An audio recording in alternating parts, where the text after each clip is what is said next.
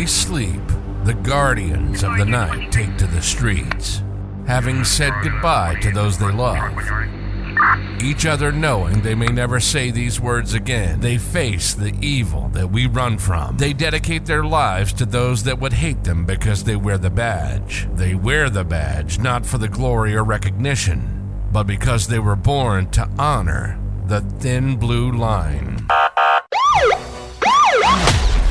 This is the LEO First Podcast. We'll talk to the men and women in law enforcement, those that have retired, and anyone who's impacted by law enforcement. We'll peel back the curtain, and you'll get the real stories. The good, the bad, and the ugly. Every law enforcement officer has a story to tell. Get ready to hear from the men and women who put their lives on the line every day for their communities and their country. Welcome to the LEO First Podcast. Now, here's your host, Michael Laidler. Hey everybody, it's Michael Laidler, your host of the LEO First Podcast, and I'm here for another amazing show with a person that did something pretty cool. He reached out to me via email, explained his story, the purpose of why he wanted to be on the show, and I really admire that because I don't get too many guests that just outreach me and explain everything that they've had go on in their law enforcement career.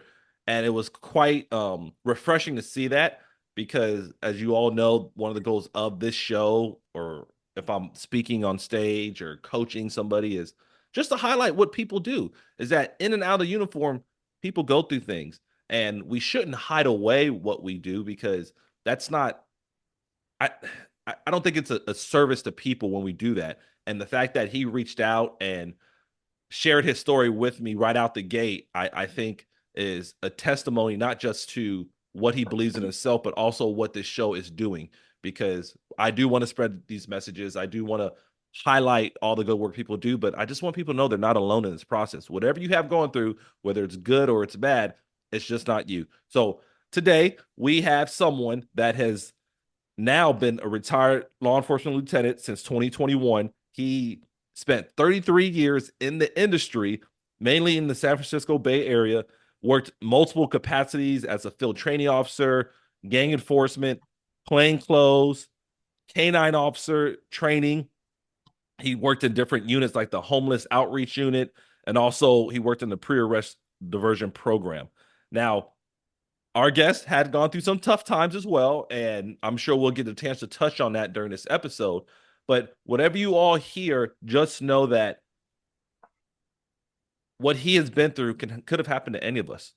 And there's people that are going through stuff like this right now that are fearful of what may happen next. And if you are listening and you might be going through this, or you're someone listening and you know someone going through this, share the story, because if he's on our episode today, that means that he has overcome some of these things. And that's all about what we're trying to do. Show people that just because you have a bad day or multiple bad days, there's still more hope. And there's all types of ways to remedy that in a positive way.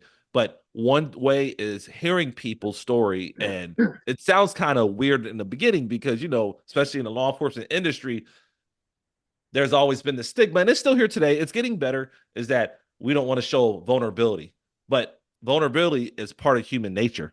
And sometimes when we hide that part of who we are, it's only destructive to ourselves. So, needs to say, y'all heard my little early morning pitch, and right now in Texas, where I'm recording from, it's 7, where he's recording from, it's 5. So he got up even earlier to make sure you all heard his message, and hopefully you find some inspiration. So all that said, I've given him an amazing introduction, and hopefully I warmed you guys up to him. But our guest today is Davin Cole. Now, he did tell me it's Davin, not Dave out. So I did have to look at his name. And when you see the spelling of it, you're going to see this. Well, you're like, what is this? So it's Davin. So Davin, thank you for being on the show. Thank you for waking up early with us. Thank you for recovering from your Long Beach day yesterday. What do you want to talk about today? Thank you for having me on the show, Michael. You know what? I want to talk about my non-traditional way of retiring from law enforcement and the struggles that I went through and how I got over them. All right, let's talk about it. So wherever you want to start, we're all ears. Yeah. Yeah, well, like I said, 33-year veteran of law enforcement. I worked in the San Francisco Sheriff's Department for 4 years and then went over to the police department and did my last 29 years there. San Francisco is kind of non-traditional. We're one city, one county, so we don't have unincorporated areas. So our Sheriff's Department was primarily corrections and the civil and the criminal courts. Mm-hmm. I grew up in San Francisco, always wanted to work there, kind of fulfilled my dream. The only other thing I really wanted to do once I got into law enforcement was work in the K-9 unit. The way we work here is once you finish probation, you put your name on the waiting list for any of the specialized units, motors, mounted unit, dogs. I did that. My name came up. I went down to the unit.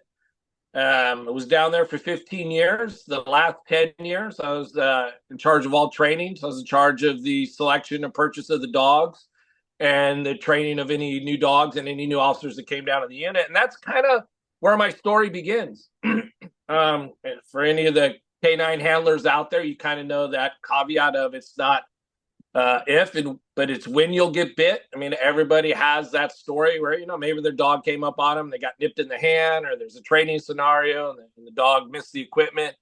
In my case, it was a pretty bad bite. I was bit twice. My dog bit me twice in my career when I had a Belgian Malinois. So yeah, there you go. Yeah, nothing I needed stitches or anything for, but I'm looking at the scar right now on my thigh and then the scar on my hand. So I've been bit twice. So yes. Yeah, I'll have to send you that picture. Yeah, we are doing obedience. I always say this jokingly, right? If you call it tactical obedience, it sounds really cool.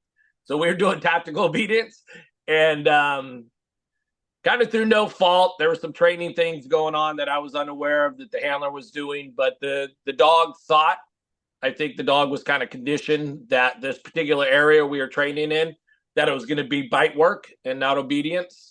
And he was off leash, which was part of the obedience. And the dog, I was behind a tree, and the dog came around and grabbed onto my calf and did the prey shake, and ended up leaving about a golf ball size hole in my leg. It was really bad. Ended up 3 days later back in the hospital with an infection. Spent just over a week in the hospital. Got out. Was in chronic pain for almost 3 years. I was in chronic pain. I had nerve damage there. There was some scar tissue built up on the nerve bundle in my calf. It was pretty much pain every day. High doses of opioids.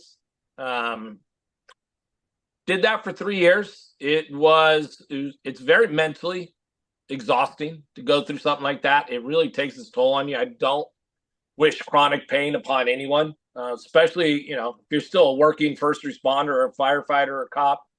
You have our department policies an 8-hour window from the last time you take a prescription pain med. So there's some days I just had to kind of work through the pain. But fortunately, 3 years down the road, they found a surgeon who was able to go in there, and she repaired the damage, knocked out what I pretty much thought was 95% of the pain. And as they started to wean me off of the pain meds, I realized that I didn't want to stop taking them. I enjoyed I called them my happy pills. And I've talked to a lot of first responders, and when it comes to the opioid pain medication, it was slightly different than the alcohol, but it puts you in a good mood. And I didn't know back then that I had undiagnosed complex post-traumatic stress disorder, which led to that. But I didn't want to stop taking them. And this was right around the time that, because of the surgery, it was a workers' comp case. Workers' comp closed it out, paid me off. Went back to my family doctor and just told him, he didn't really know that much, as it's they didn't exchange the medical files as much back then. He didn't have access to it. So I just told him, I'm still in pain. And so he just, okay, what do they have you on? He just kept writing me the prescriptions. Mm-hmm. And that continued for a total of 10 years. Probably the last few years is when I added on alcohol, started knocking down, the last 6 months of this whole ordeal, I was knocking down a half a bottle of 750 milliliter vodka every night, on top of the pills. It was you find that when you're an addict, you make up these, you give yourself a lot of justifications, your excuses. One of the big excuses was work. I don't drink at work. I don't show up to work drunk. I don't show up to work hungover. I don't use the pills at work. So I'm okay. I'm just doing this at night and on my days off. And even on my days off, I didn't drink during the day. I only drank at night, which is, as I found out later, is a trauma response of just drinking at night by myself alone. I'd also had some severe depression.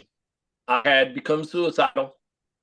Every night when I would drink, I would just think of ways of trying to kill myself that nobody would know it was a suicide.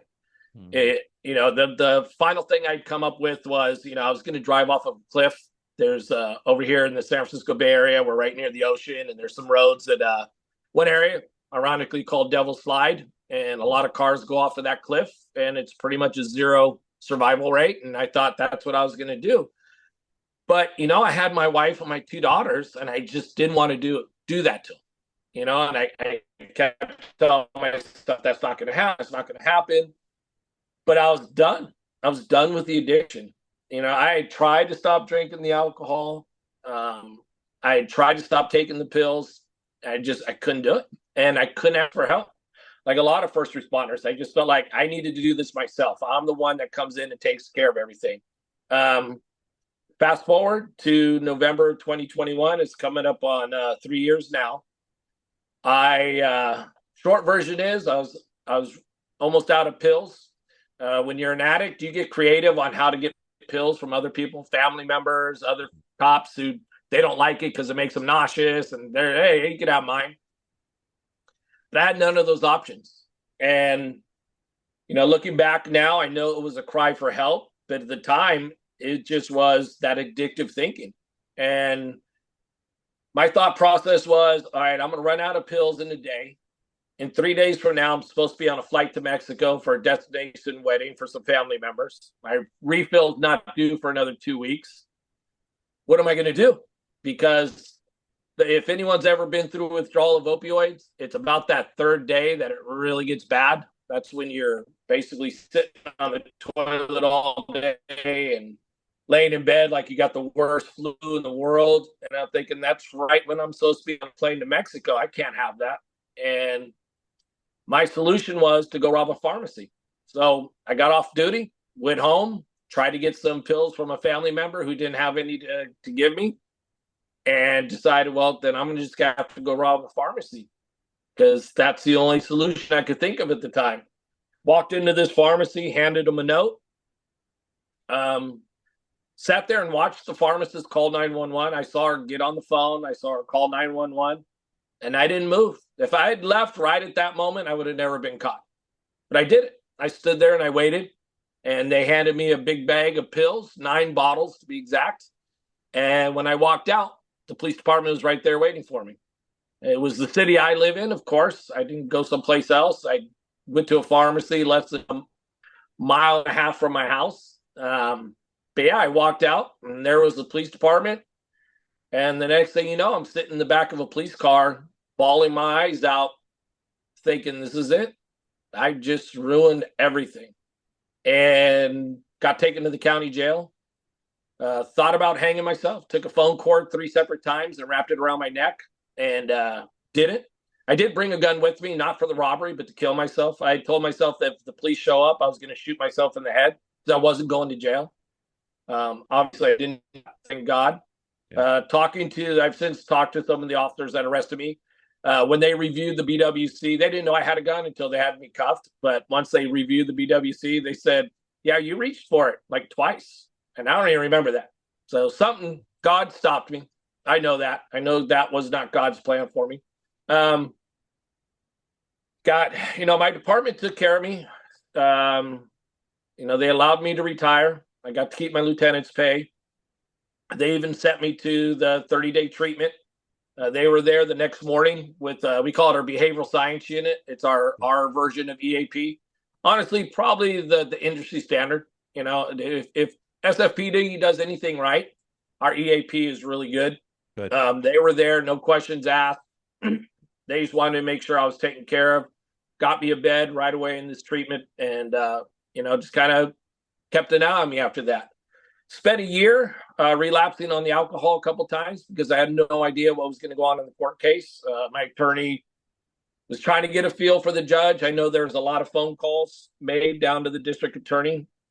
Due to my work in the homeless outreach unit, I made a lot of friends at the city hall in San Francisco and the command staff, and so they're calling down there to tell the DA, "Hey, this is a good guy. Don't hammer him." But on December 23rd of 2022, I was sentenced to 3 years felony probation and a year in the county jail. And I did 6 months in the county jail in solitary confinement. Got out just over a year ago on Father's Day, and have spent this last little bit over a year now. First few months really focusing on my mental health. It was during that 1 year period that I was diagnosed with the PTSD, or the complex PTSD. Right. But now I really focus on getting out and telling my story and trying to break this stigma of A, asking for help, and B, it's okay to not be okay. You're not broken. You just, addiction's an illness and PTSD is an injury. And both of them you can recover from. And so that's my focus. And that's why I wanted to be on your show, because you have a great audience and I want people to hear that, listen, you're okay. It's okay not to be okay. Yeah, and sometimes when you're in the thick of things, it's hard to recognize some of the signs. It's hard to recognize some of the negative coping mechanisms that we use. But once again, one of the parts of the show is like, hey, hopefully if somebody hears this and then they go through something, they kind of go back on listening to you and say, you know what? With the right mindset, with the right support system, with the right awareness of what's going on around me, maybe I won't make that choice. So throughout that journey, did you find one area that really helped you not overcome, but get through some of these things that you had gone through? Yeah, you kind of said it when you said a good support system. I mean, this is a journey you cannot do alone, and it goes back again to the struggles. You can't keep these struggles to yourself. And once you take that step on your journey of recovery, of getting through the PTSD or the addiction or whatever's currently going on in your life that's causing that amount of distress, you've got to have support. I tell cops this all the time. Like, if you're fighting a parolee by yourself in an alley, you'd grab you'd grab that radio and you'd call for help. You wouldn't hesitate. But when you're struggling with something like this, you do. And you need that help and you need that support, and surround yourself with a great team. You might have to do the work on your own. Hopefully your department, or you'll find resources online that'll push you in the right direction. But this is not something you're going to do on your own. So with that in mind, where did you, so obviously this is fairly recent. So you said, yes. You said 10 years and you just been out a little over a year. In your mindset during those 10 years, when you found yourself utilizing the prescriptions and stuff to just, even when you were off of leave, or once you were relieved from the doctor's oversight, was there any time or any moment that you said, man, I should probably tell somebody?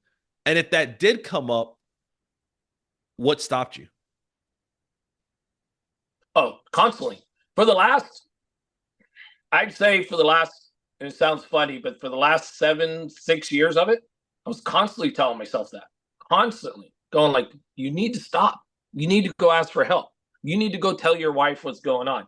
My wife, bless her, she is a true saint. And my daughters, I put them through a lot. And I'll be making this up to them for the rest of my life.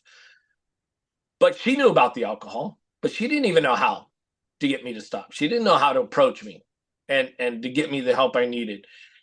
And a lot of it would stop me. And like I said, I felt like I should be able to do this on my own, right? There's some childhood trauma. It's something I've found out with a lot of first responders. A lot of us seem to have some childhood trauma. I do. And yeah, And a big part of mine, though, was that I had to learn to take care of myself alone at a very young age, pretty much from the age of 12. No fault of my mom. My mom was a great mom, but she was a single mom with 3 boys. And my older brothers moved out when I was 12. And so from the age of 12, I had to raise myself. My mom had to work nights. And so, I've always had this, I don't go to anybody for help. And now I'm a cop. I don't go to anybody for help. Now I'm a sergeant. I'm a boss. Now I'm a lieutenant in charge of this homeless outreach unit. I'm still helping people. We had we had a pre-arrest diversion program to get people who are committing low-level crimes out of their substance abuse disorder. And I would spend, as the sergeant of the unit, I'd spend a week trying to talk someone into this program. Like, you need to get sober. They've got the great resources. I'm going to get you a case manager in 30 minutes, blah, blah, blah, blah, blah. And yet I'd go home and look at myself in the mirror and be like, wow, bro, you just spent that whole week talking so-and-so into this program. You can't even talk yourself into a simple phone call that will have no repercussions. You just call down that behavioral science unit, and that sergeant in that unit will have you in a bed, and the department's going to give you 30 days off, no questions asked, no repercussions. You'll come right back to your next assignment where you were. And I just couldn't do it. I couldn't. It was the admission that I had a problem. It was the struggle of, why am I doing this? Like, I had a great marriage. I still have a great marriage. My daughters were doing great. I was kind of the pinnacle of my career. I was never somebody who thought, I really wasn't going to advance in the ranks. I was just going to leave as the most senior canine handler in the department and be done with it. Yeah. But I was like, I'm getting close to retirement. I'd like a little extra money. And then once I got in the sergeant's position, and they put me in this acting lieutenant's position, I was like, oh, I love this. And next thing you know, I'm on the lieutenant's exam. I'm next up to get promoted. I realized I'll be eligible for the captain's exam as soon as I get this permanent promotion. All right, I'll leave it a captain. In our department, it's a $43,000 a year jump in pay from lieutenant to captain. So I was like, yeah, that's a nice incentive to stick around for the captain's exam. But I just felt like I have to do this. Davin, you're the one who's going to solve this. No one else knows you. No one else is going to know how to help you. And the other thing was, I really didn't know what help looked like. And I think that's something we miss out a lot, is we tell people where to get help. We tell you who to call. But we don't have people come in and tell you, this is what help looks like. But more importantly, this is what it looks like at the end. Where you could go through something like I went through and be sitting here right now, smiling, happy, proud of myself. I'm not proud of what I did, but I'm proud of where I am right this moment, right here, right now. And the beauty of sobriety, the beauty of going, hey, I'm not broken. I'm a normal human being who is exposed to very abnormal crap for 33 years, but I'm okay. It's okay not to be okay. And I'm not perfect, but I'm also not completely broken. And so that's my message to anybody that's struggling. Is like, listen, once you get that help, you're going to come to a point in your life where you're just going to be like, wow, this is such a beautiful place to be. And I'm so happy I got here. And I'm glad I reached out. I don't want them to go through what I went through. Like I said, don't have the untraditional retirement that I had, where you're blasted all over the news, where you're on the morning news and the 5 o'clock news and in the newspapers. And yeah, you don't want that. You want to get the help, and there's nothing wrong with asking for help. And yeah, I think all the factors you just brought up, as far as the stigma goes, as far as I can do it on my own and not realizing what the resources there, I believe, and this is like podcast. Well, by the time I push yours out, this might be number 70 or 75 or something between those numbers. Mm-hmm. I've had a lot of people come and tell me that. And then I was just in South Carolina this past weekend, and I had people come to me like, man, I know the resources are there, but sometimes it's hard to implement it. And then you being in a leadership role, that it only adds to everything else. And then, like you said, you're leading people in a certain direction, but you're not leading yourself. And then you start thinking, well, if I'm looking this one way, how can I tell them to do this? And then what are they going to look at me? Not realizing, once again, that level of vulnerability, that's what they actually need in that moment. They need to say, they need Sergeant Cole, Lieutenant Cole, Captain Cole to say, hey, man, I struggle too, but I sought help. I reached out to other people, and that's why I'm here. But, it's hard. we see it more now. I say as an industry as we're progressing, but there's still kind of like that other side, like, well, what happens if I do it? But I would rather have this conversation with you right now, and you lost your career or you got out of law enforcement versus you not tell anybody and you do the worst possible thing and you remove yourself from this planet. Yeah. I tell people all the time, I'd rather you seek help and quit or seek help and just say, you know what, I don't want to deal with this, versus you let the pressures hit you so hard that now you're not here and you leave home a great wife. You leave home great children, great daughters, because that's not really worth it. So with that said, and I know people are going to find amazing value in what you're saying, because there's everybody's struggling through something right now. And hopefully they hear your story like, you know what, this is going to be the day one that I actually go get the help. If someone was looking to reach out to you and they were wanting to hear more of your story or just want to hear more about you, how would they do that? Yeah. But right now, the best two ways are either through my LinkedIn account. You can just find me on LinkedIn by my name, Davin Cole. Or you can just reach out to me via email. It's contact@davincole@gmail. I'm still building up my social media. I realize that my Facebook and my Instagram are still tied into my personal stuff. So I'll be revamping that a little bit. But those right now are the two best ways. I come out and I give public speaking. I'll talk to your agency, your organization. I've talked to a lot of peer support classes. If you have a podcast, if there's any other podcasters out there, I'd love to be on your show and share my story. Or if you just want to talk and need help or want to know what you need to do to get that help you need, reach out to me. Like I said, LinkedIn or my email, I'll answer each and every one. I don't ignore any of those. And once I kind of vet you, I'll give you my personal phone number.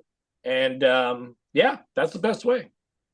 And trust me, I people will reach out to you. And I honestly, with your Instagram and some of the other stuff, I wouldn't even, I mean, unless you have like very personal photos on there, I would just start adding to what you have, because at the end of the day, you create these personal photos when you're in law enforcement. I mean, and hey, trust me, social media wasn't around 33 years ago. So anything you created within that time period is on social media. So for me, like my current page, when I started my current page, it was like I've always had like a blend of different things, whether it was just spending time with my family or vacationing, eating, smoking cigars. And now it's more law enforcement, like more business stuff, more speaking, more podcasting, more what's going on now. But every once in a while, you'll see me still trickle in different things, because I still want to show people there's a personal tie to me. I still want to show that, hey, I'm still doing things like you being on the beach yesterday. Like, hey, I still squeeze things like that in there, because at the end, I don't want people to think that I'm just a robot that just does podcast every day or that just do speaking. No, I go grocery shopping like you go. I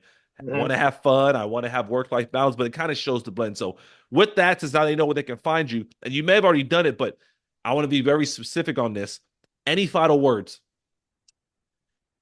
My final word is, again, and I've said it over and over again, it's okay not to be okay. I'll tell you the one thing that and my wife has pushed me towards this, and you see it kind of right here above my head, amor fati, love your fate. It's stoicism. I think it applies to law enforcement. It definitely is applied to me. Life happens that you have no control over. So you can either push back against it, or you can learn to love it and make it work for you. And that's what I've done. So that's kind of my philosophy in life. I love that. Either push back or make it work for you. And I think that's the important side to everything we do, is making things work, because when we don't make things work, we just find ourselves unnecessarily struggling. For all of you that had a chance to either listen to the podcast, or I might do the video, I never know. I definitely have reels of it. I hope you enjoyed it, because the insight that you get from real people going through real stuff and having real positive solutions at the end is vital. Not just to those in the uniform, but those that are maybe thinking about getting to the uniform, those that just don't wear it anymore, or those that have never worn it but were curious. These are the stories that are real. These are the situations that highlight the importance of understanding how people go through things. I hope you all enjoyed this. Make sure you like, subscribe, comment. Whether this is on YouTube, this will be on YouTube, Spotify, Apple Podcasts. When I post about it on LinkedIn, Instagram, make sure you guys share it with somebody, especially if any of this story resonates with you, because whether we know it or not, we're all each other's keeper. And the goal is to obviously share whatever positive experiences we have, but also share the reality of what can happen in tough times. But once again, I hope you all enjoyed it. I know I did. I always enjoy great guests with great information that can share real life stories. Make sure you all reach out. If not, all of you have a great day and be safe. You've been listening to the LEO First Podcast. Michael has been in law enforcement since 2005. He's worked for 3 law enforcement agencies in 3 different states. He's a professional speaker who travels the country teaching about leadership development and self-awareness. And he's the author of a book called Greatness Beyond the Badge: The 3 Key Principles for Self-Awareness. It's Michael's passion to bring law enforcement members' stories to the front, so you get the real and raw take. We hope you've enjoyed the show. Make sure to like, rate, and review. And we'll be back soon. But in the meantime, hook up with Michael on YouTube, Instagram, and LinkedIn at Michael Laidler, on Twitter at Michael A. Laidler, on Facebook at Michael Laidler Leadership. Send an email to michael@michaellaidler.com and hit the website at michaellaidler.com. See you next time on the LEO First Podcast. Like that, I'm going to be leaving a note. 5 vehicles, I think,